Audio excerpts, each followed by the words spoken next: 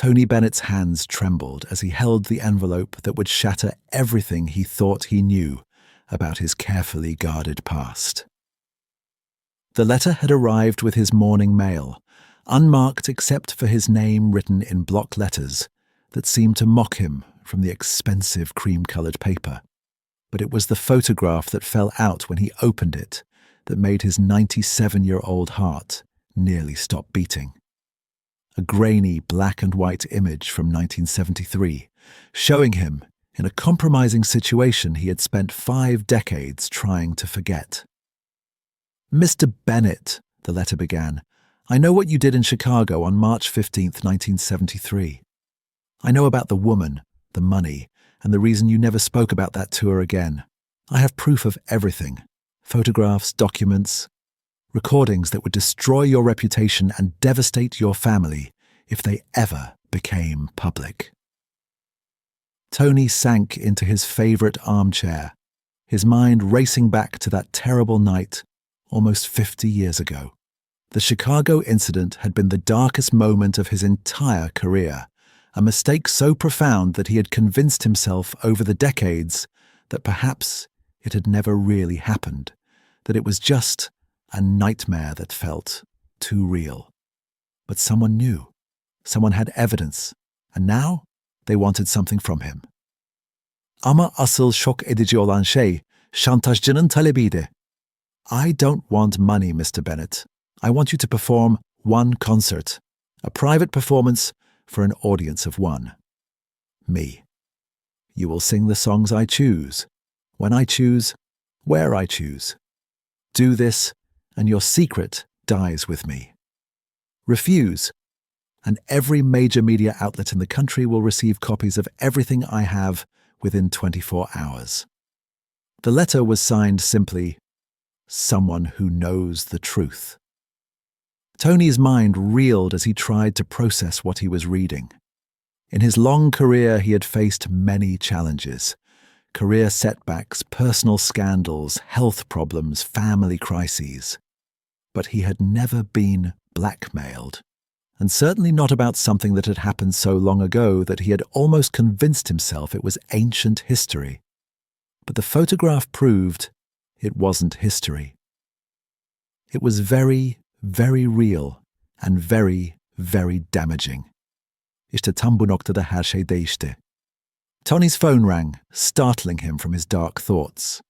The caller ID showed an unknown number, but somehow he knew it was connected to the letter. "Mr. Bennett." The voice was electronically disguised. Impossible to identify as male or female, young or old.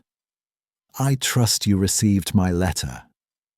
"What do you want from me?" Tony asked, his voice steadier than he felt. "I told you what I want. One concert, one performance. You have 48 hours to decide.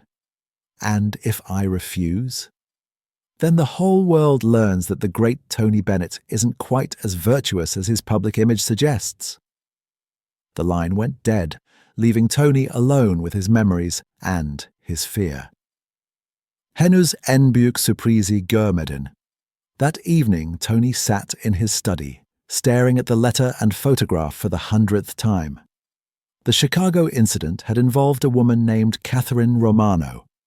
Not a romantic affair, but something much more complicated and morally ambiguous. Catherine had been the wife of a powerful music industry executive who had the ability to make or break careers, and she had offered Tony a devil's bargain that he had accepted in a moment of desperation. Tony's career had been struggling in 1973. The rise of rock music had made traditional jazz and standards seem outdated, and his record sales had plummeted. When Catherine Romano approached him with her proposition, a substantial sum of money in exchange for a private performance, and his silence about certain illegal activities her husband was involved in, Tony had been facing bankruptcy and the possible end of his musical career. He had taken the money, performed at a private party where he witnessed things that could have sent powerful people to prison, and then kept silent about everything he had seen.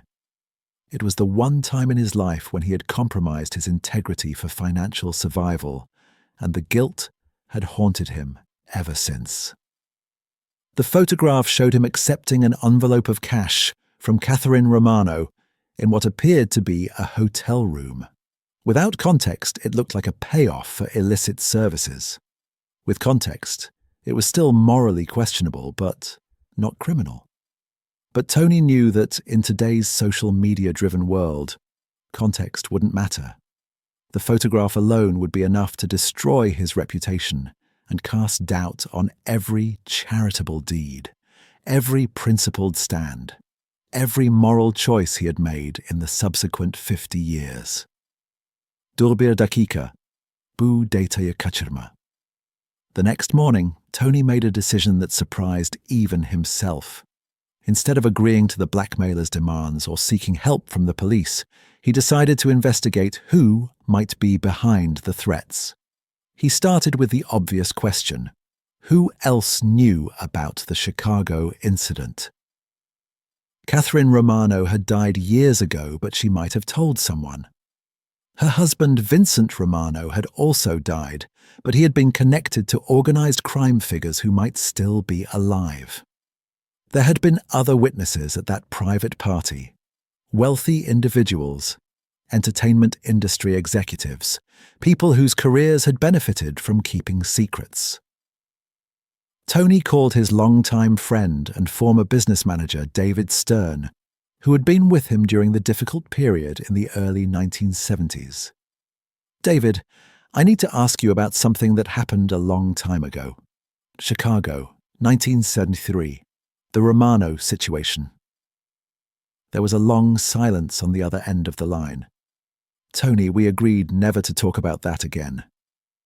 "Someone has photographs, David. They're blackmailing me." Another silence then. "Jesus, Tony, after all these years. Who would still care about that ancient history?" "Apparently someone cares enough to threaten my reputation over it. David, I need you to help me remember who else was there that night, who else might have evidence." Over the next several hours, David helped Tony reconstruct the events of March 15th, 1973. The private party had been held at a luxurious penthouse in downtown Chicago, ostensibly to celebrate the success of a new record label Vincent Romano was launching. In reality, it had been a money laundering operation disguised as a music industry event. Tony had been hired to provide entertainment, but he had quickly realized that he was also being used to legitimize the gathering.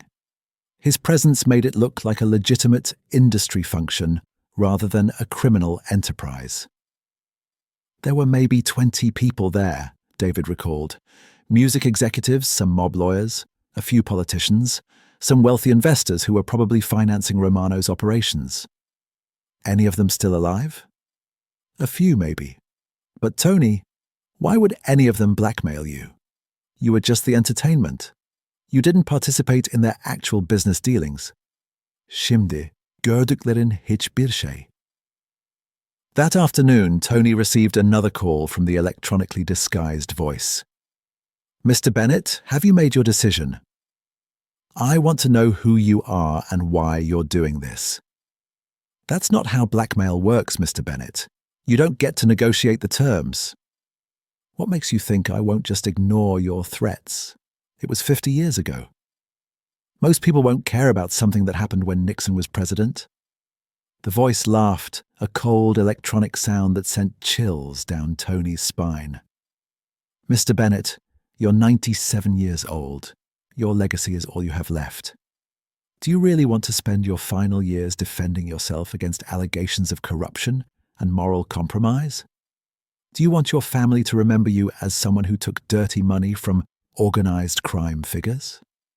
Tony felt the weight of the threat. At his age, he didn't have time to recover from a scandal. Whatever years he had left would be overshadowed by controversy and doubt. "Fine," he said. "I'll do your concert. But I want proof that you'll destroy the evidence afterward." "You're not in a position to make demands, Mr. Bennett, but I'll consider it. Be ready to travel on short notice. I'll contact you with the location."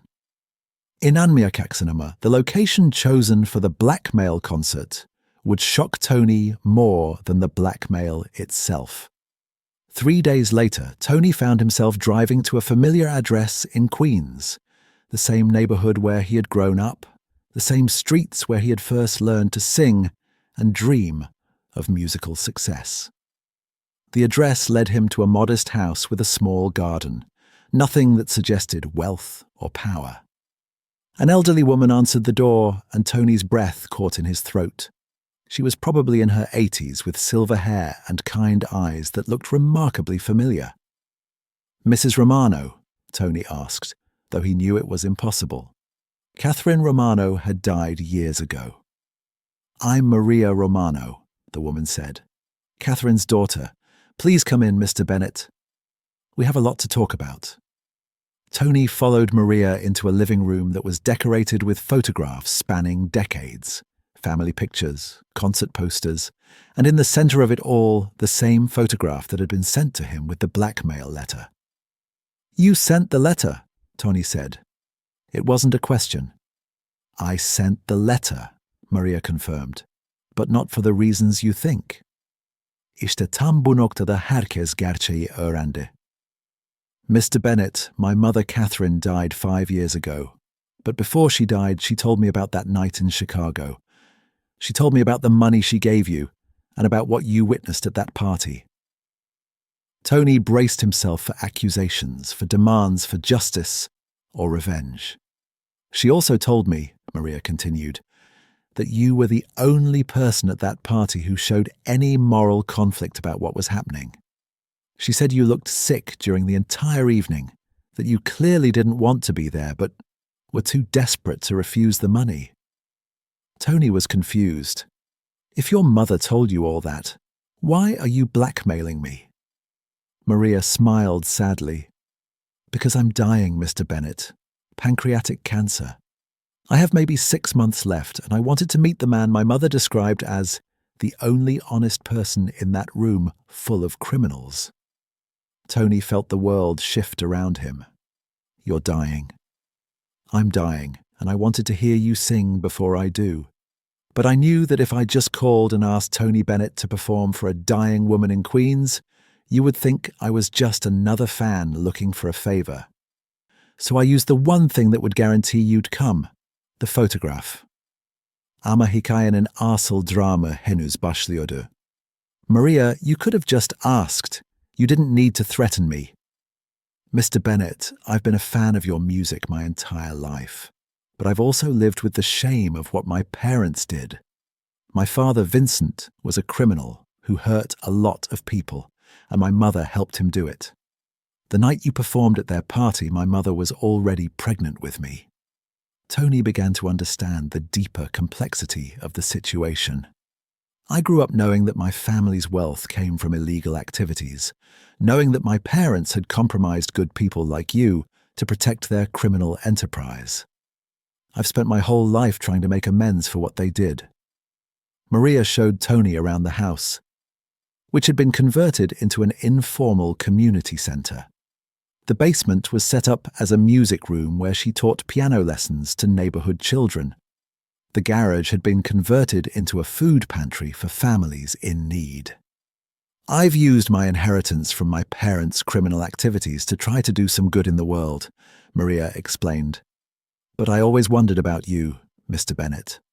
My mother said you used the money they gave you to stay afloat during a difficult time in your career, but that you never forgot the moral cost of taking it. Your mother was right. That money kept me from losing everything, but it also taught me that there are some prices too high to pay, no matter how desperate you are. Şimdi başlar, gerçek drama. Mr. Bennett, I need to tell you something else. The photograph I sent you wasn't the only evidence my mother kept from that night in Chicago."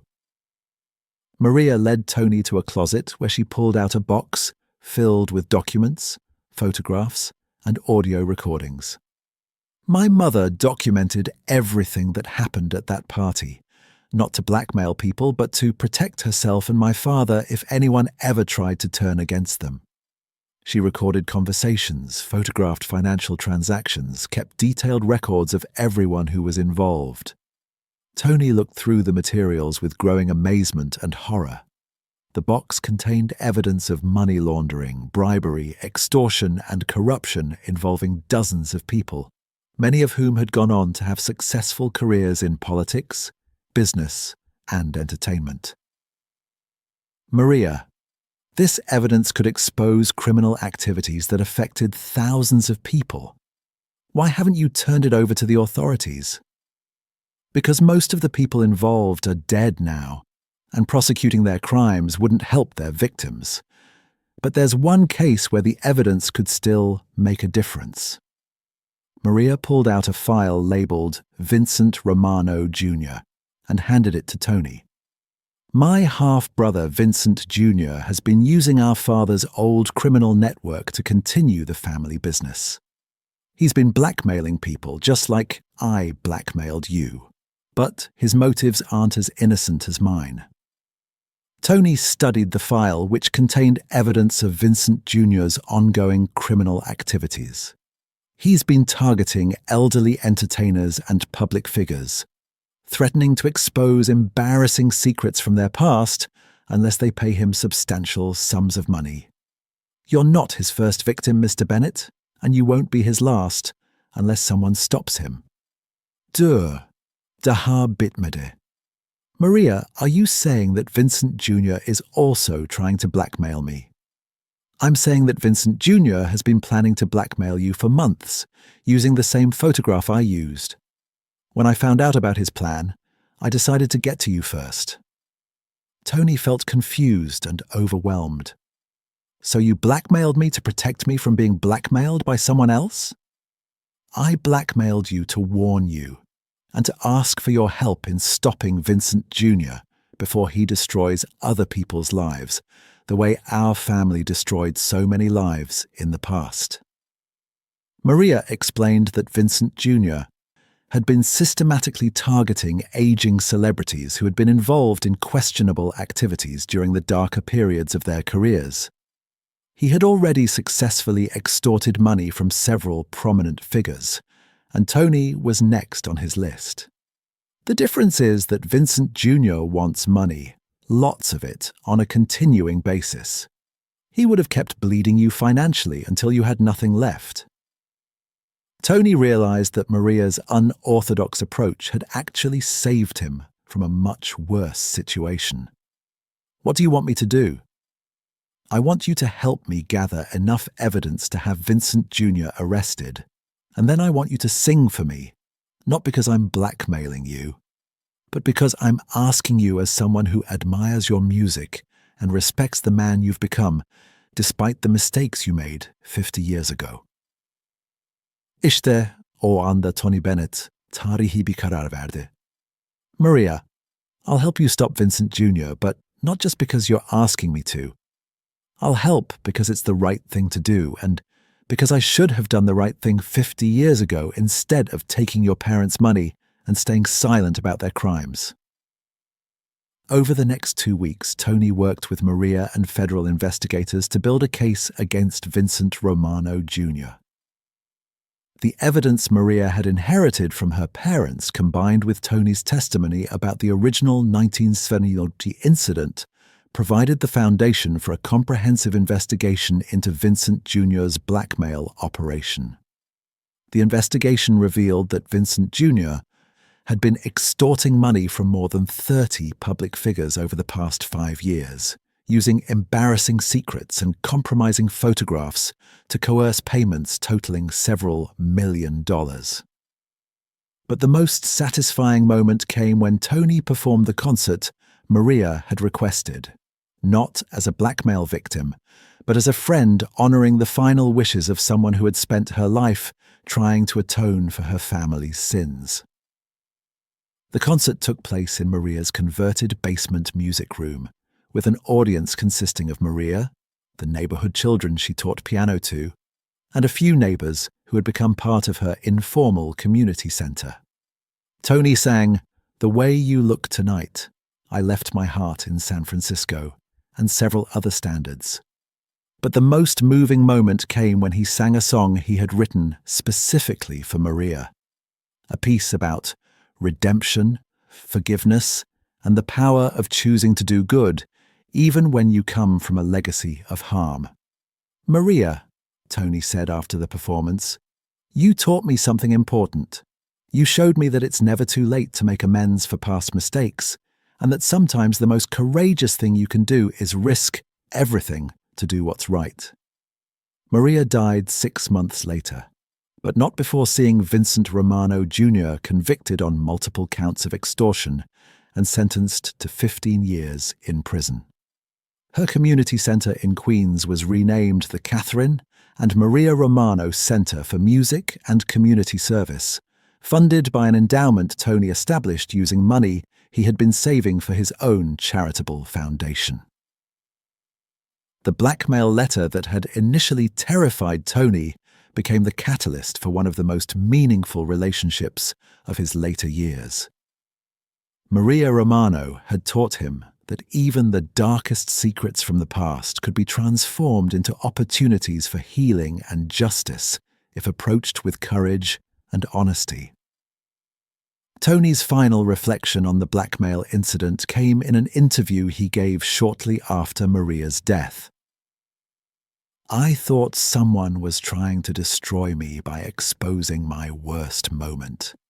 But what really happened was that someone used my worst moment to help me become a better person. Maria Romano showed me that guilt and shame are only destructive if you let them stay hidden. When you bring them into the light and use them to motivate positive action, they can become sources of strength and purpose." The photograph that had once represented Tony's greatest fear became part of a display in the Romano Center, accompanied by a plaque that read, "Sometimes our biggest mistakes teach us our most important lessons about who we want to become." Vincent Romano Jr. never succeeded in blackmailing Tony Bennett, but his aunt Maria Romano succeeded in something much more valuable, helping Tony transform a lifetime of guilt into a final chapter of redemption and service to others. The blackmail letter had taught Tony that the past doesn't have to define you, but it can certainly inform your choices about how to use whatever time you have left to make the world a little better than you found it. But the story of Maria Romano's blackmail letter had one final chapter. Tony discovered a sealed envelope Maria had left him, marked to be opened only after my death. Inside was another letter. "Dear Tony, I was there that night in Chicago, 1973. My mother Catherine was pregnant with me. I believe your moral struggle at that party somehow influenced my development, making me different from my criminal family. I need you to know that blackmailing you was about completing a circle that began before I was born. You were there at the beginning of my story. I wanted to be there helping you transform old guilt into something positive. I've left instructions with my lawyer to give you access to all of my parents' criminal evidence. This could help victims of unsolved crimes, provide closure for families. Use your judgment, Tony. Help me finish transforming my family's legacy." Tony spent days going through boxes documenting decades of criminal activity. The evidence could solve cold cases and help victims' families, but it was also dangerous. Working with Detective Martinez, Tony helped establish a process for reviewing the evidence safely. The investigation led to resolution of 12 cold cases and prosecution of 3 aging criminals still alive. More importantly, it created the Romano Truth and Reconciliation Project, helping crime victims' families find closure. Tony became the public face of the project. Maria Romano spent her final years trying to turn a legacy of harm into healing. The least I can do is help her complete that transformation. The investigation revealed that Tony's 1973 Chicago experience had been under FBI surveillance. Law enforcement had known about his involvement but didn't consider him culpable. Tony arranged meetings with families of Romano victims, providing information that helped them understand what had happened to their loved ones. "Mr. Bennett," said Eleanor Castellano, whose husband was murdered by Romano's organization, "what matters is that you're speaking up now, when it can still help people." 1 year after Maria's death, Tony held a memorial concert at the Romano Center. He performed "The Weight of Secrets," a song about guilt, forgiveness, and truth's power to heal. "This song is for Maria Romano," Tony told the audience, "who taught me that sometimes the people who challenge us most help us grow most. She blackmailed me with my worst secret, but showed me how to transform it into something helpful." The blackmail letter that had once terrified Tony became part of a permanent exhibit at the Romano Center. But there was one final twist to Tony's story that emerged 2 years later. Detective Martinez called Tony with shocking news. "Mr. Bennett, we've arrested Vincent Romano Jr.'s partner. During questioning, he revealed that Maria Romano wasn't just protecting you. She was working undercover with the FBI." Tony felt stunned. Maria was an FBI informant. For 3 years, when she learned she was dying, she offered to help build a case against Vincent Jr. using her family's criminal archives. Her decision to blackmail you was part of a carefully orchestrated plan to warn you, gather evidence, and ensure your cooperation. Detective Martinez explained that Maria's blackmail had served multiple purposes: protecting Tony from real blackmail, gathering evidence against criminals, and creating a situation where Tony would voluntarily help law enforcement. She knew that if she approached you directly about FBI cooperation, you might have been reluctant. But by making you feel you owed her something, she ensured your willing participation when needed. Tony felt admiration and betrayal. "So Maria manipulated me from the beginning." She manipulated the situation, but her feelings about you were genuine. FBI recordings show she truly admired you and wanted to help you find peace about Chicago. The blackmail was just her way of ensuring you'd be positioned to help bring down Vincent Jr.'s operation. Maria had played a complex triple game, protecting Tony, gathering FBI evidence, and completing her mission of transforming her family's criminal legacy. "The most impressive thing," Detective Martinez added, "is that Maria got Vincent Jr. to incriminate himself by making him think she was working with him against you. They bragged about their blackmail plans and showed her evidence of other schemes." Tony realized Maria had been even more remarkable than he'd understood, balancing genuine affection with undercover work while battling terminal cancer. 3 months later, Tony testified at Vincent Jr.'s trial, helping convict him of blackmail, extortion, money laundering, and conspiracy charges that would imprison him for life. After the conviction, Tony received Maria's final message, a video recorded before her death. "Tony, if you're watching this, Vincent Jr. has been convicted. Every moment of our friendship was genuine, despite beginning with deception. Working with the FBI was necessary, but knowing you was the greatest privilege of my final year. You taught me it's possible to carry guilt without letting it define who you become. The Romano Center, the Truth and Reconciliation Project. That's the real legacy I wanted to leave." The video ended with Maria playing "The Way You Look Tonight" on piano. "Maria Romano taught me," Tony reflected in his final thoughts, "that the best way to overcome shame isn't to hide from past mistakes, but to use them as motivation to prevent others from experiencing similar pain. She showed me that even our worst experiences can become sources of strength if we're honest about them and work to help others."